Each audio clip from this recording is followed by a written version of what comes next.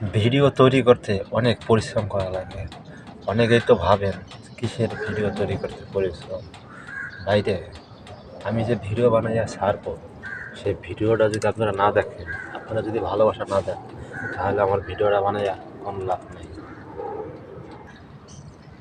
আমার ভিডিওতে যদি ভিউ না আসে তখন আমার মনটা খারাপ থাকে। আমার ভিডিওতে যদি লাইক কমেন্ট শেয়ার না আসে তখন আমার মনটা খারাপ থাকে। যারা কন্টেন্ট ক্রিয়েটর তারাই জানে একটা ভিডিও বানাইতে অনেক পরিশ্রম করা লাগে।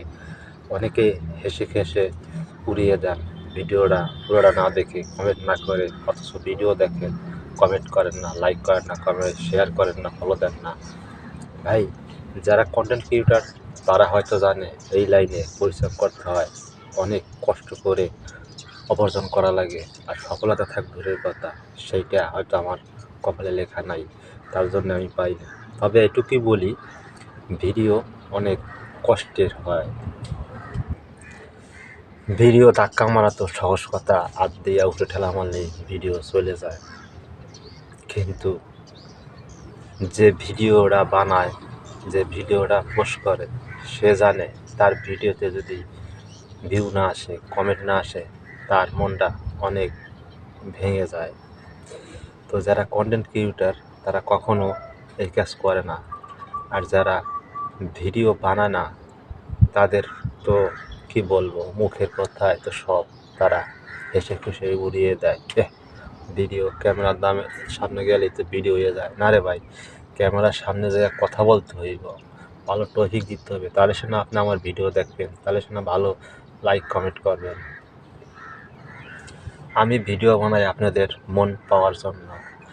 যদি আমি ভালো ভিডিও না বানাই তাহলে তো আপনারা আমাকে ভালোবাসা দিবেন না।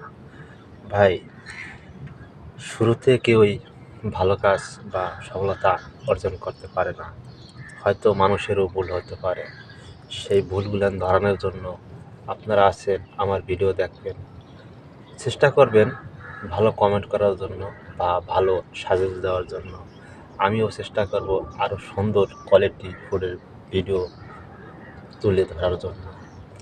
তো যারা যারা ভিডিওটা দেখবেন অবশ্যই আমাকে জানিয়েবেন যে ভিডিওটা কেমন হলো, বা আমি কি কোনো অবিচার বা অন্যায়ভাবে বা কোনো